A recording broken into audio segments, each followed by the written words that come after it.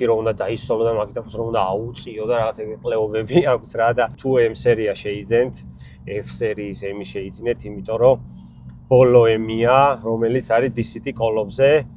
და დანარჩენი M-ები უკვე რომელიც გამოვიდა G სერია მაგით არ მოწონს ავტომატიკის კოლოფი უყენია რა და აი გადართვები საერთოდ არ იგრძნობა ზანოსის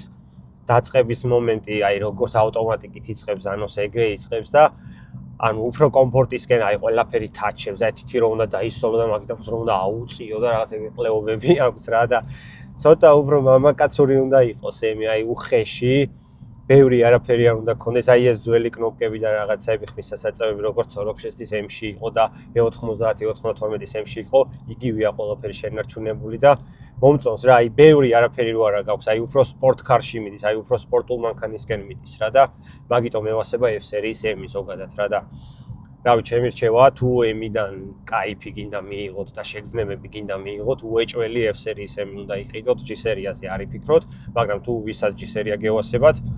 შეგიძლიათ კი ბატონო შეიძინოთ მაგრამ მე F სერიის M-ს ვანიჭებ უპირატესობას რა